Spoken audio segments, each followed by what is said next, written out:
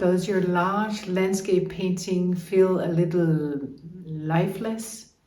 Like it is missing something, although all the elements are there? In this video, I'm sharing how texture, layering, and composition can help bring energy and movement into your work without it losing that loose, expressive feeling. Let's dive right in.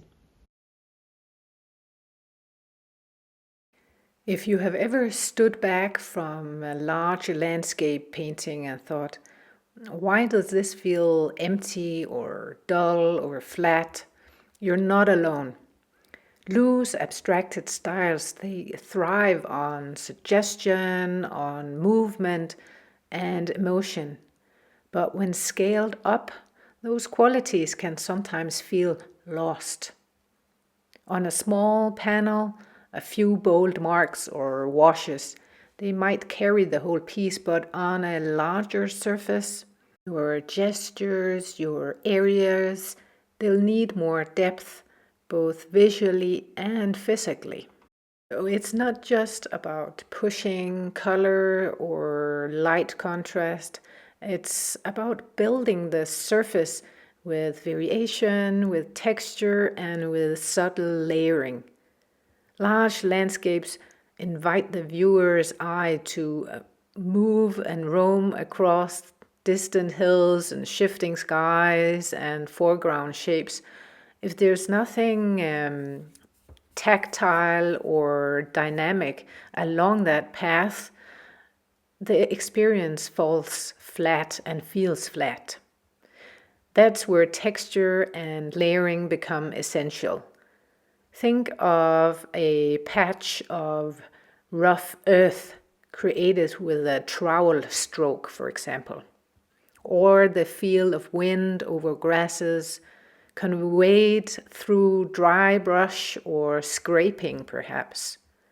These become discoveries for the viewer, moments of interest that keep them moving through the piece, and you as well as you're creating it.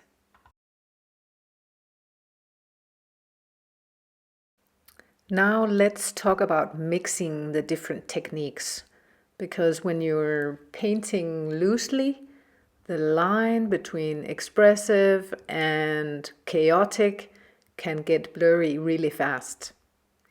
One common trap is throwing in all your favorite marks and methods and techniques onto the canvas with no clear purpose.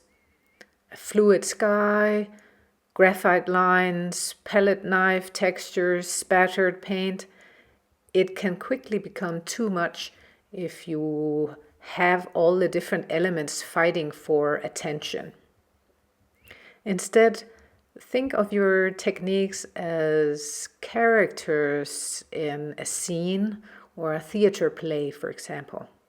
Choose one or two main characters. Maybe it's the fluid washes to establish an atmospheric feeling.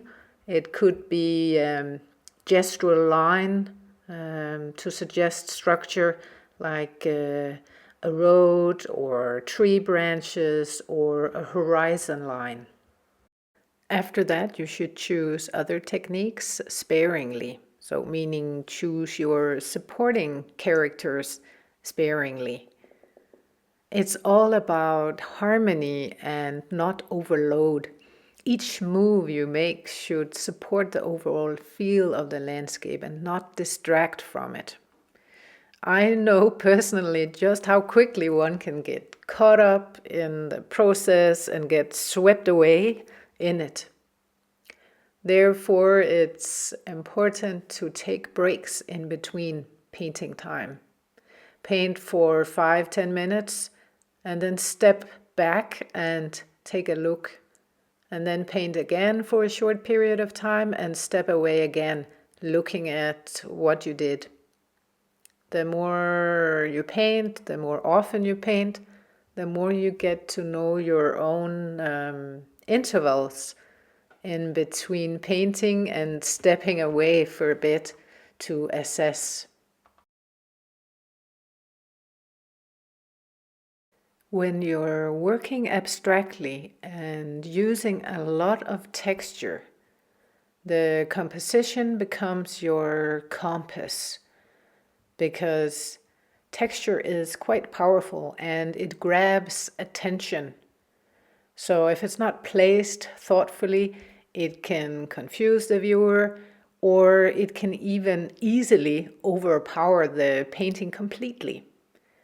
So a question you could ask yourself is, where is the eye meant to travel? Are you leading the viewer through a landscape, a winding path, or a sky in motion? Use texture to guide the journey.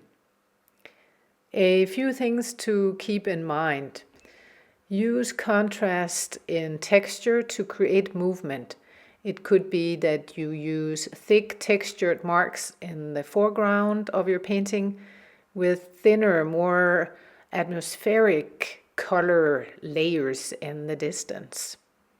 You could also create quiet zones or areas where there is softer blending or more subtle shifts of color, to give the eye room to rest. You can't have a painting that's too busy. It will simply overwhelm the viewer. So pair your calm areas with more active areas to help make your focal point stand out. Lastly, try and watch the edges as well. A highly textured area right at the edge of your painting can act like a visual exit sign. So try and soften it or echo the texture somewhere else in the painting to keep a good balance.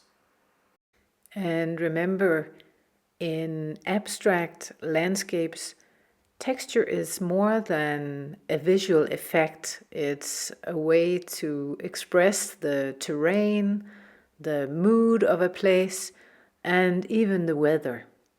So use it with intuition, yes, but also with intention. I made a couple of videos on the best texture and layering techniques for large landscapes. So if you want to see some practical ways to use these in your own landscapes, you can check out the links below the video here for those two videos. If you are looking for ways to loosen up your painting style and paint looser landscapes and perhaps get back to a more relaxed way of painting, grab my free guide below. There's a link below the video here that you can download my free guide called 5 Proven Ways to Loosen Up Your Painting Style. So if you're looking for ways to loosen up your painting style and have more fun and enjoyment in your painting, you can click the link below and download the guide. I paint these kind of loose, modern, slightly abstracted, expressive landscapes, but you don't have to be a landscape painter to use the guide. It's really a guide that I share with all my students, both in real life and also online. And I have the 5 tips on my studio wall as well to remind me of staying on track and what's really important. So there's so many things to focus on when we are painting, and it's very easy to get either distracted or overwhelmed as well. So if you're interested in the free guide, please feel free to download it via the link below the video here. And thank you very much for watching, and see you in the next video.